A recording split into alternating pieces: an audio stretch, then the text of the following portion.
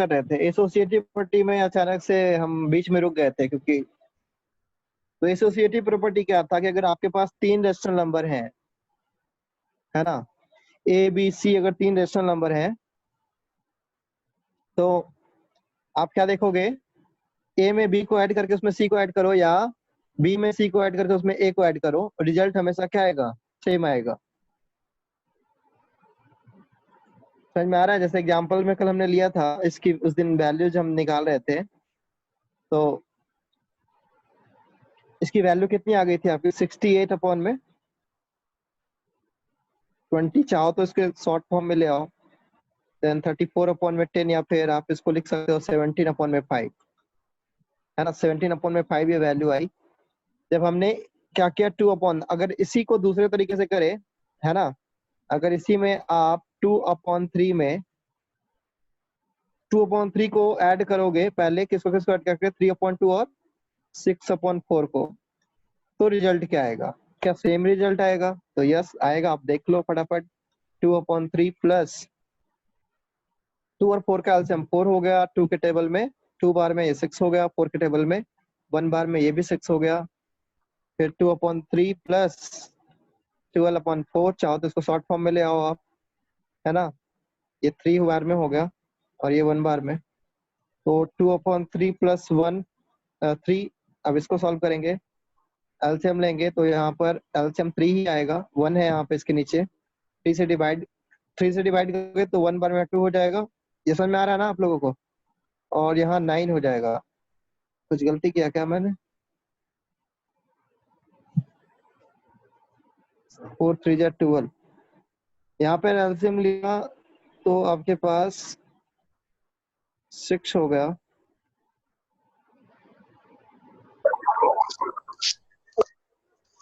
वो 5 था शायद, सॉरी, यहाँ पर ये वैल्यू 5 थी।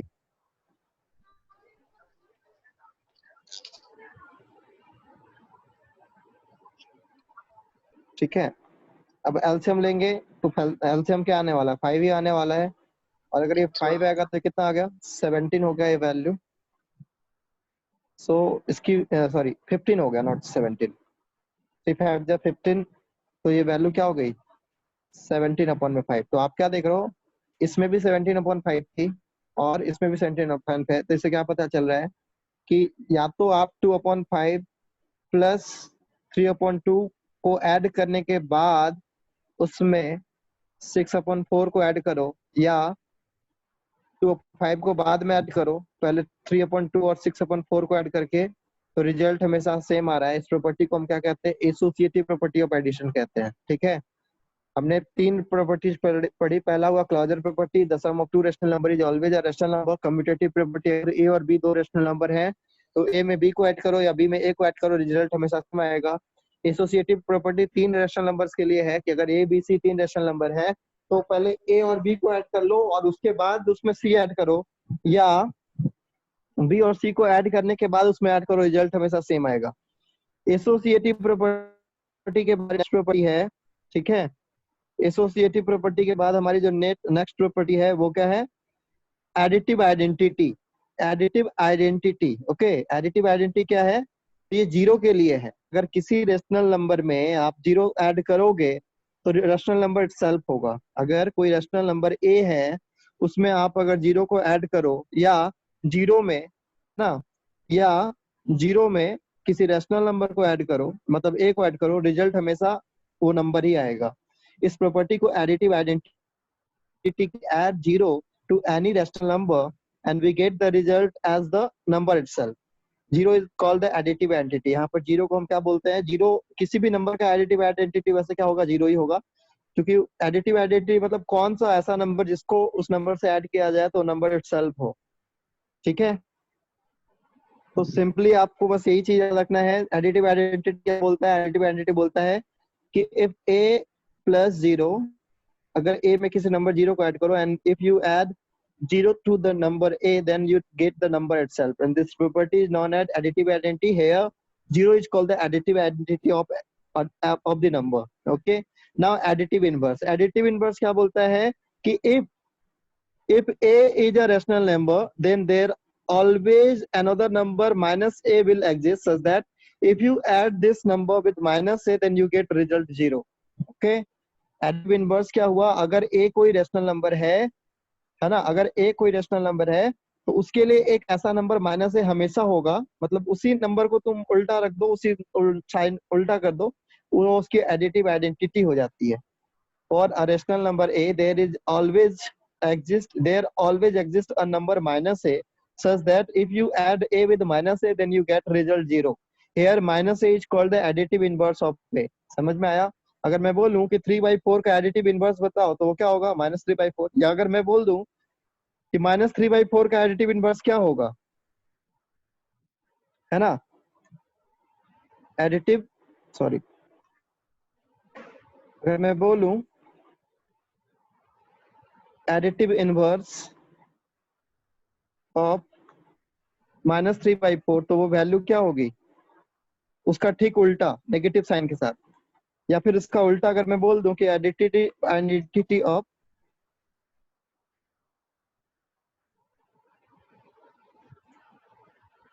Not identity inverse, additive inverse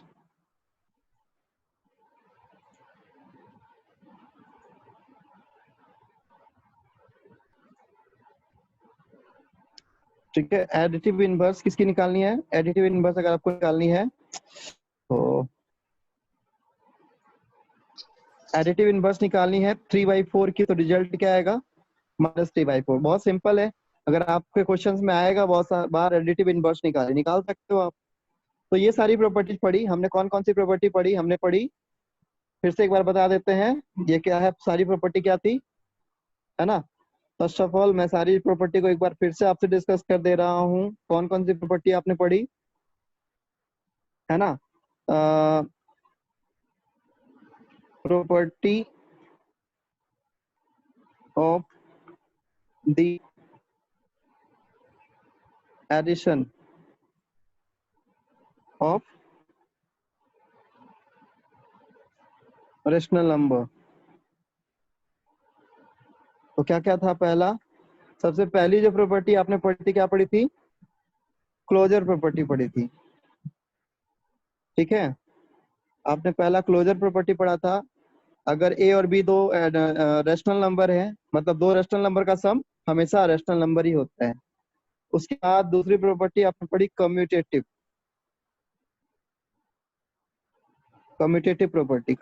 property for addition में आपने क्या पढ़ा, अगर ए और बी दो रेशनल नंबर है तो ए में बी को ऐड करो या बी में ए को ऐड करो, रिजल्ट हमेशा क्या रहेगा, सेम होगा. प्रॉपर्टीज याद कर लो कौन सी प्रॉपर्टी क्या है.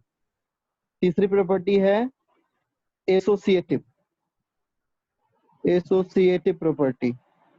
एसोसिएटिव प्रॉपर्टी बस यही बोलता है कि अगर तीन रेशनल नंबर हैं ए बी सी, अगर तीन रेशनल नंबर हैं तो अगर ए में बी को ऐड करके जो रिजल्ट, उसके बाद सी ऐड करो या बी और सी को ऐड करो,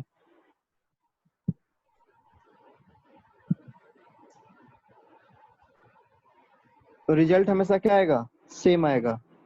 एसोसिएटिव के बाद आता है क्या, एडिटिव आइडेंटिटी मतलब कौन, अगर ये बोलता है कि अगर आप किसी रेशनल नंबर ए में जीरो को ऐड करो या जीरो में उस रेशनल नंबर को ऐड करो तो रिजल्ट हमेशा क्या आने वाला है, जीरो आने वाला है. मतलब एक तरीके से ए में जीरो को ऐड करोगे, सॉरी जीरो नहीं, ए आने वाला है तो भी ए आएगा, या जीरो में ए को ऐड करोगे तो भी ए आएगा. यहाँ जीरो को एडिटिव आइडेंटिटी कहा जाता है. ठीक है, किसी भी नंबर का कोई भी रेशनल नंबर हो उसका एडिटिव आइडेंटिटी अगर आपसे पूछा जाए तो सीधे जीरो लिखना है आपको. फिर है एडिटिव इनवर्स. ठीक है, एडिटिव इनवर्स. तो एडिटिव इनवर्स क्या है भाई, तो एडिटिव इनवर्स यही बोलता है कि for every rational number A there always exist another rational number minus a such that if you add a with minus a you always get result as a zero. तो अगर आपसे किसी भी number का एडिटिव इनवर्स पूछा जाएगा तो आप उसका नेगेटिव उल्टा साइन कर देना, पॉजिटिव तो नेगेटिव, नेगेटिव है तो पॉजिटिव. ठीक है, तो यहीं पर आपकी ये प्रॉपर्टी ऑफ एडिशन एंड हो गई. इतनी प्रॉपर्टी आपको नॉलेज में रखनी है. ठीक है, अब बात करते हैं सब्ट्रैक्शन में. ठीक है, तो सब्ट्रैक्शन की जहां तक बात करेंगे तो सब्ट्रैक्शन में भी ये सारी, हाँ सर एक बार वो शो करना, उसका स्क्रीनशॉट लेना था. कौन सा, अभी जो आपने प्रॉपर्टीज लिखी। ये वाली ना। हाँ जी सर, हाँ जी, हो गया सर। अब यही प्रॉपर्टी आप आ जाओ, इसी सारी प्रॉपर्टी को सब्ट्रैक्शन पे बात करो, यही सारी प्रॉपर्टी की, है ना। तो सब्ट्रैक्शन के लिए क्लोजर प्रॉपर्टी वैलिड है। अगर दो रेशनल को आप सब्ट्रैक्ट करोगे तो रिजल्ट हमेशा क्या आएगा, एक रेशनल नंबर ही आएगा। क्लोजर प्रॉपर्टी ट्रू है, ठीक है। प्रॉपर्टी ऑफ रेशनल नंबर और व्हाट, सब्ट्रैक्शन। तो यहाँ सब्ट्रैक्शन की जब बात करोगे तो क्लोजर चलेगा, क्लोजर सही है, ये ट्रू है। मतलब दो रेशनल नंबर का डिफरेंस हमेशा एक रेशनल नंबर ही होगा, ठीक है। एडिटिव इस कम्यूटेटिव नहीं हो पाएगा, कम्यूटेटिव गलत हो गया। कम्यूटेटिव इसके लिए नहीं है, फॉलो नहीं करेगा, फॉल्स है इसके लिए, सब्ट्रैक्शन के लिए नहीं है। जैसे आप सपोज करो कि a माइनस बी है, या आपके पास दो रेशनल नंबर है a और b, तो a में b माइनस करो या b में a माइनस करो, रिजल्ट हमेशा सेम नहीं आएगा। एग्जाम्पल के लिए आप देख सकते हो, सपोज करो 4 में 5 को माइनस कर रहे हैं, ठीक है, तो क्या आएगा रिजल्ट बताओ, -1। और 5 में 4 को माइनस करेंगे तो 1। तो आप क्या देख रहे हो, 4 माइनस 5 जो है 5 माइनस 4 के बराबर नहीं है, ठीक है। समझ में आया ना। तो रेशनल नंबर तो ऐसे ये भी था, लेकिन अगर इस तरीके से ले लो, 2/3 माइनस करो 4/5 को, तो रिजल्ट क्या आएगा,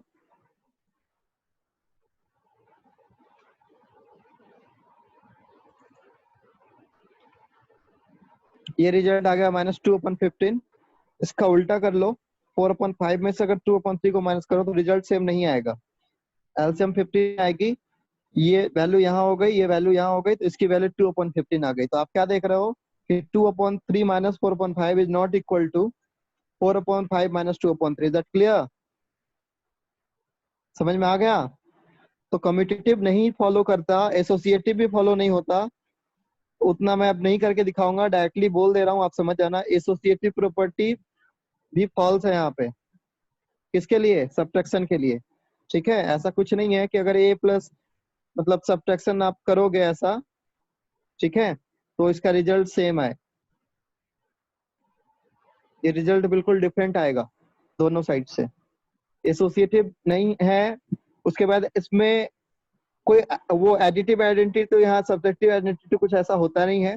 और एडिटिव इनवर्स आपने पढ़ा था, तो यहाँ सब्ट्रैक्टिव इनवर्स ऐसा कुछ होगा नहीं। बस यही तीन प्रॉपर्टी पे हम डिस्कस करेंगे। तो देखा कि केवल क्लोजर प्रॉपर्टी ट्रू, उसके सिवा कम्यूटेटिव प्रॉपर्टी फॉल्स है। क्लियर है यहाँ तक, क्लियर है यहाँ तक। अब मल्टीप्लीकेशन ऑफ रेशनल नंबर की बात करेंगे, तो जितनी चीजें हमने वहां पढ़ी थी वही चीज यहाँ पर भी आएगी, ठीक है। क्लोजर प्रॉपर्टी होगी, ठीक है, क्लोजर प्रॉपर्टी होगी, समझ में आ रहा है ना। मल्टीप्लाई तो करना आता ही होगा। तो बात करते हैं क्लोजर प्रॉपर्टी। हाँ, दो रेशनल नंबर का प्रोडक्ट हमेशा एक रेशनल नंबर हो। अगर ए और बी दो रेशनल नंबर है, तो जो नया रिजल्ट सी आएगा वो भी एक रेशनल नंबर होगा, ठीक है। ये क्लोजर प्रॉपर्टी हो गया, समझ में आ रहा है ना। अगर ये भी रेशनल नंबर, ये भी रेशनल नंबर, तो ये भी रेशनल नंबर ही होगा। कम्यूटेटिव प्रॉपर्टी भी फॉलो होगा अगर, ठीक है।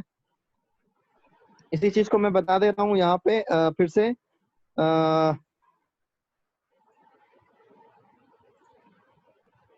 Property of rational number for क्या, फॉर मल्टीप्लीकेशन, मल्टीप्लीकेशन, समझ में आ रहा है बेटा। तो यहाँ पर मल्टीप्लीकेशन के लिए आप निकालोगे तो क्लोजर प्रॉपर्टी, चलो है सही है, क्लोजर प्रॉपर्टी यहाँ पर चलेगा। क्लोजर प्रॉपर्टी सबके लिए फॉलो करेगा, वो चाहे एडिशन हो, सब्ट्रैक्शन हो, मल्टीप्लीकेशन हो या डिवीजन हो, है ना। यानी a इंटू बी करो, नया रिजल्ट c आया, तो वो भी एक रेशनल नंबर होगा। अगर ये रेशनल नंबर है, ये रेशनल नंबर है, तो ये भी एक रेशनल नंबर होगा, ठीक है। अब आते हैं हम वही कम्यूटेटिव प्रॉपर्टी पे। Commutative property of multiplication, property of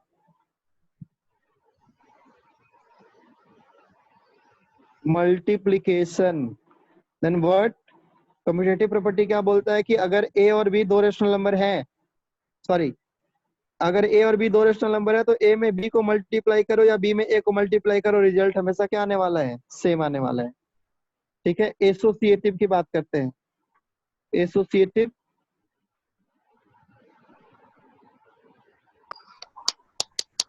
associative property of multiplication.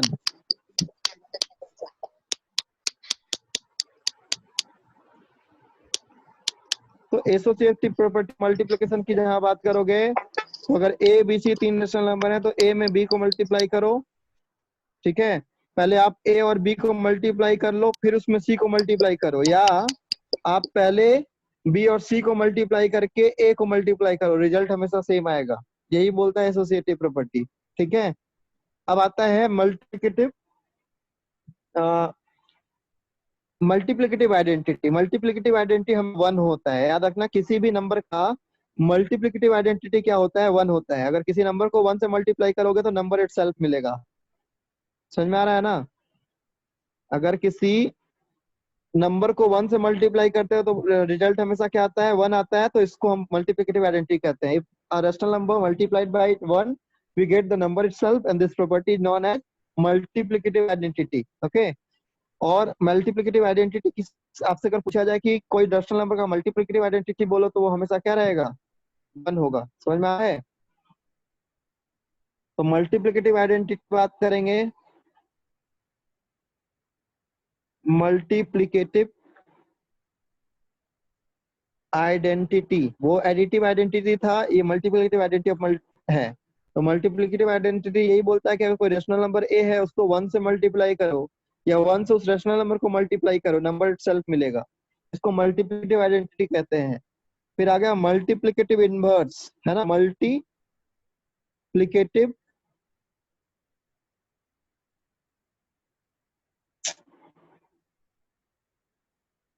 Multiplicative inverse.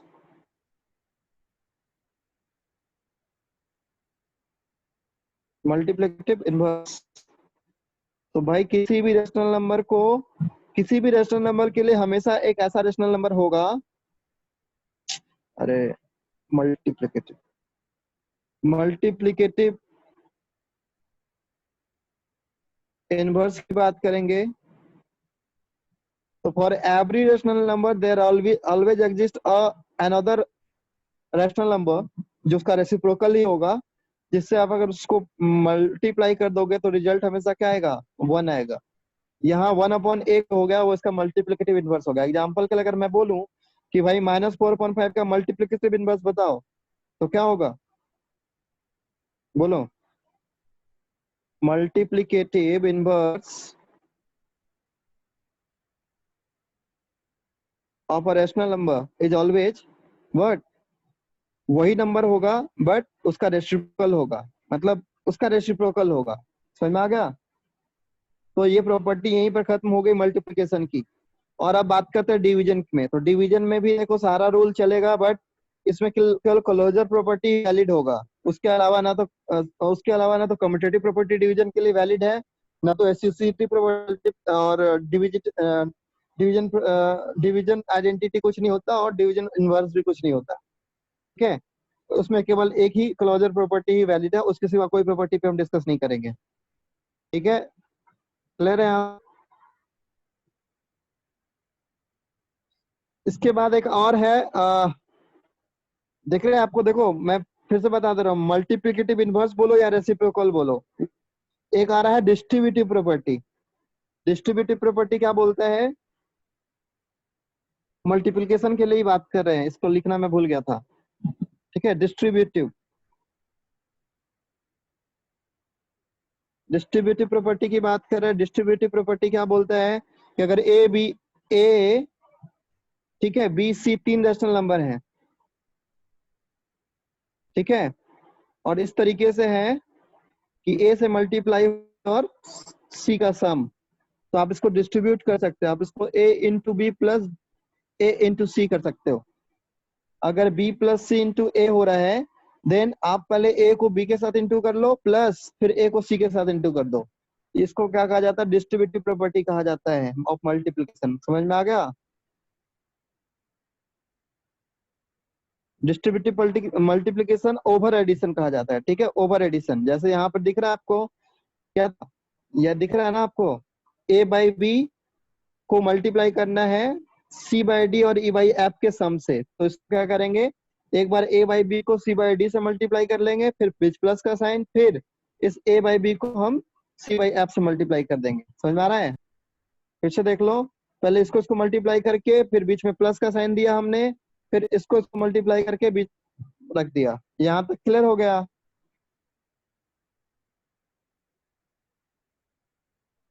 Distributive property over subtraction, ये भी चलेगा, ये भी वैलिड है ना? डिस्ट्रीब्यूटिव प्रॉपर्टी ओवर सब्ट्रैक्शन भी है। अगर दो है, सपोज करो ए बी सी 3 नंबर है, मतलब सॉरी इस तरीके से है कि ए इंटू बी माइनस सी, तो आप इसको ऐसे लिख सकते हो A B minus A C.